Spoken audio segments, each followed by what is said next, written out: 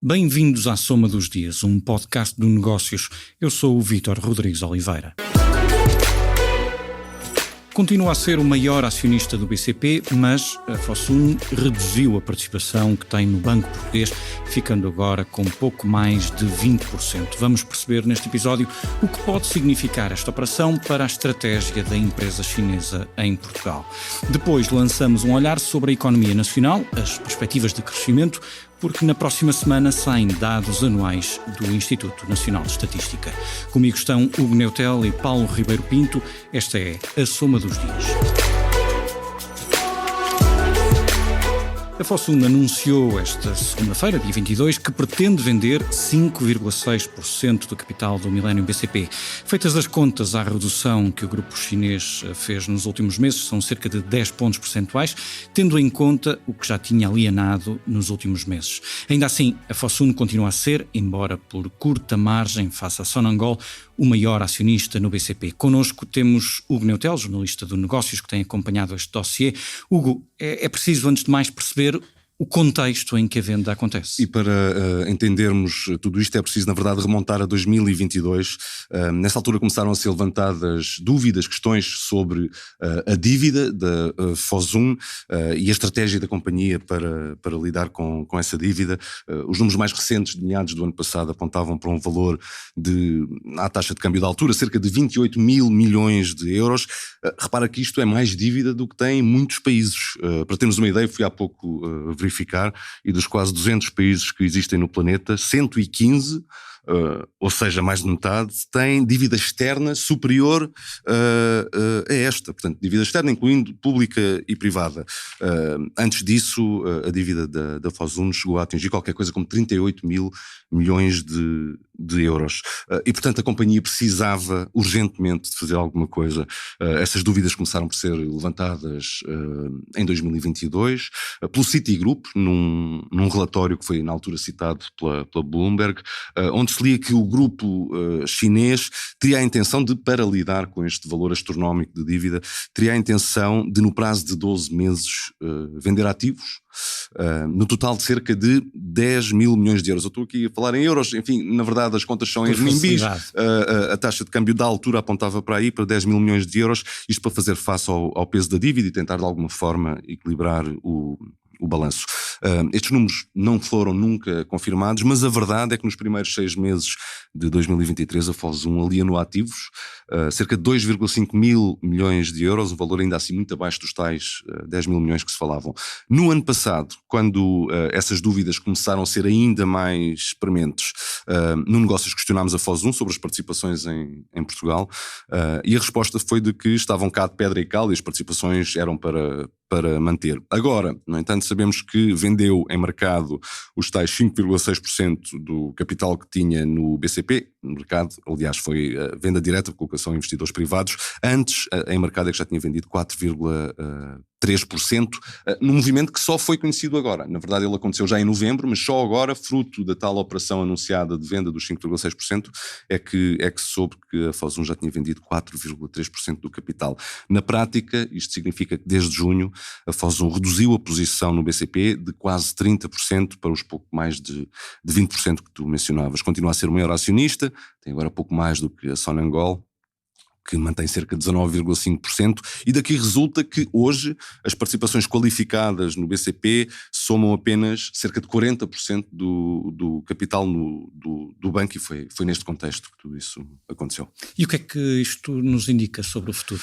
A Fosun diz que esta foi uma operação puramente financeira, perfeitamente normal e que visou aproveitar a evolução da cotação das ações do BCP no mercado. É verdade que a meio de 2023 as ações do BCP negociavam a cerca de 20 cêntimos, isto em números arredondados, e chegaram ao final do ano a valer quase 28 cêntimos. E, portanto, é uma valorização muito forte e que terá permitido um encaixe muito positivo à Fosun, um encaixe na ordem de centenas de milhões de euros. Ora, a companhia continua a dizer, nesta altura, que vai continuar a apoiar o desenvolvimento do BCP e que está muito otimista em relação a Portugal. Foi essa a resposta que a companhia deu ao Negócios e de resto a outros órgãos de comunicação social, agora no contexto desta operação operação. Mas, por outro lado, também é verdade que já tinha dito isto mesmo no ano passado, quando surgiram as tais dúvidas que eu falava sobre a forma de lidar com a dívida astronómica da companhia. Portanto, neste momento a Fosun Diz ao Negócios continua sólida no banco, que vai apoiar o desenvolvimento do BCP e, portanto, teremos de esperar para ver como é que evolui esta situação. Agora, o que vale a pena recordar é que a Fosun entrou no BCP em 2016, comprou na altura quase 17%, 16,7% do capital, por 175 milhões de euros, portanto, só o encaixe nesta operação já permite de alguma forma compensar e ultrapassar esse valor. Em Portugal também controla 85% da fidelidade e através da fidelidade está noutras duas empresas, a REN, onde tem um pouco mais de 5% do capital e além disso é dona da Luz Saúde. Precisamente esta operação, este contexto em que a Fosun se encontra e que ele levou também a fazer essa alienação de parte da participação que tem no BCP, pode provocar alterações aos planos que já tinha de colocação da Luz Saúde no mercado? A Fosun o que nos diz é que não, que são processos totalmente independentes, não estão de qualquer forma relacionados e continua a apontar a operação para depois das eleições, nunca antes de meados de março, mas faz também questão de dizer ao mesmo tempo que esse calendário já estava planeado e tem subjacente uma lógica que é puramente financeira e que nada tem a ver com o processo eleitoral propriamente dito e de facto já muito antes da crise política esse calendário já estava definido. A verdade é que tradicionalmente no primeiro trimestre de qualquer maneira há poucos IPOs, ofertas públicas iniciais, é uma altura do ano em que as empresas ainda estão concentradas em fechar as suas contas do ano anterior e portanto não é uma altura propícia para se lançar este tipo de operações e portanto diz a Fosun que mantém o plano de preparar a operação ao longo do primeiro trimestre para lançá-la depois. De resto o negócio já noticiou, já há quase um ano, que a Fidelidade já tinha escolhido, aliás, os bancos responsáveis por conduzir este processo de colocação da Luz Saúde em bolsa, são eles o Citi e o UBS, que estavam na dianteira do processo e aos quais se juntavam a Caixa B, o BCP e também um banco de investimento alemão, muito antigo e muito tradicional, mas com um nome muito difícil de dizer, vou tentar na mesma, é o Hauck Aufhäuser Lampe.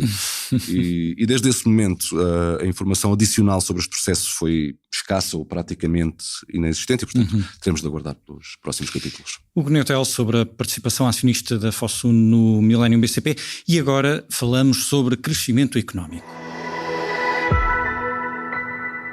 Na próxima semana vamos ficar a saber quanto é que cresceu a economia portuguesa no último ano. São os dados provisórios do Instituto Nacional de Estatística. Temos connosco Paulo Ribeiro Pinto, editor de Economia de Negócios. Olá, Paulo. Vamos, antes de mais, recordar quais são as expectativas que existem neste momento em relação ao crescimento do ano passado. Ora, os últimos dados que nós temos, e são dados ainda muito provisórios e pouco granulares, ou seja, no sentido em que não têm ainda detalhes muito grandes sobre o que está a acontecer, que são os chamados indicadores rápidos, como compras com os cartões de débito ou os gastos em gasolina, etc., indicam-nos que o final do ano passado correu melhor do que aquilo que era previsto, ou seja, estava-se à espera de um final de ano relativamente fraco, com uma expansão talvez zero, uma estagnação em termos trimestrais, em cadeia, mas tanto o indicador diário do Banco de Portugal como as expectativas dos consumidores e das empresas, do INE e também do Banco de Portugal, dizem-nos que houve ali um período final de ano bastante positivo e com indicadores que nos dão esse sinal de que a economia poderá ter melhorado em vez de estagnar.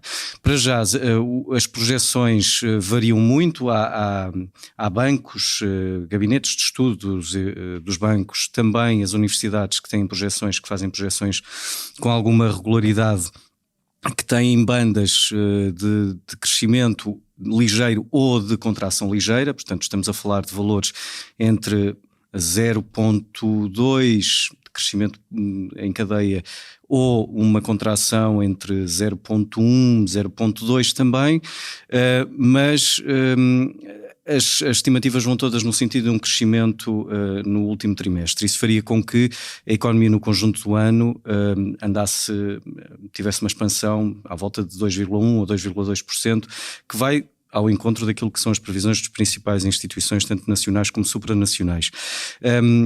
A questão é perceber de onde é que veio esse crescimento, e aí só quando o INE divulgar os dados, e não agora nestes, que é uma estimativa preliminar, mas mais à frente, no final de fevereiro, é que vamos perceber melhor a que é que se deveu a evolução da economia, ou o crescimento, ou a estagnação, ou a contração. Até agora o que tem estado a alimentar o crescimento económico ao longo de 2023 tem sido um forte desempenho do consumo interno e das exportações. A procura externa líquida tem sido bastante boa ao longo de 2023. Isso ainda tem a ver com uma parte de recuperação pós-pandemia, com a abertura das economias mundiais e com toda a abertura dos canais de distribuição até, mas falta-nos saber exatamente os pesos destas componentes, e isso é que nos vai fazer refletir sobre o que é que está para acontecer. Mas os dados, pelos vistos, os sinais apontam para uma melhoria no final do ano. E são números que contrastam com as perspectivas para este ano, não é? Não é sobre isso, convém sublinhar que se vai debruçar o INE na próxima terça-feira, mas vale a pena sublinhar as diferenças que se esperam neste momento entre o comportamento da economia portuguesa este ano e a que se estima que terá conseguido no ano passado. Exato. O final do ano pode dar-nos sinais daquilo que pode acontecer, pelo menos no início deste ano. Será, pelo menos, há ali há uma parte de arrastamento da própria economia nos meses uns a seguir aos outros. Portanto, isto não é estanque, a economia não para num trimestre e arranca no outro como se nada acontecesse. O que aconteceu e o que iremos confirmar com o INE na próxima semana, no dia 30, são esses dados, e se isso nos dá algum sinal do que poderá acontecer no início deste ano. Para já, mais uma vez, os sinais estão relativamente estáveis e positivos. O indicador diário do Banco de Portugal, que agrega um conjunto de variáveis que nos permite ter algum sinal do que é que está a acontecer, está a subir, e portanto isso quer dizer que há pelo menos consumo. O grande problema aqui serão as exportações, porque a procura externa líquida deverá descer e entrar também em terreno negativo. Isto são projeções do Conselho das Finanças Públicas, mas deverá este ano entrar em terreno negativo. Portanto, as exportações não contribuirão aquilo que contribuíram em 2023 para o crescimento da economia. Espera-se um crescimento ao longo de 2024 no conjunto do ano que andará 1%, ou seja, praticamente menos de metade daquilo que crescerá em 2023. Portanto, já há alguns sinais e alguns indicadores daquilo que poderá acontecer este ano. Para já sabemos que vai haver um abrandamento, isso não há dúvida nenhuma. Quanto é que será? Ainda estaremos para ver o que é que os indicadores de alta frequência nos dizem, mas tudo indica que será um crescimento bastante mais modesto do que aquilo que foi 2023. Obrigado, Paulo. Obrigado, Hugo. Termina aqui este episódio da Soma dos Dias, porque todas as semanas há histórias para contar. Obrigado por ouvir. Até para a semana.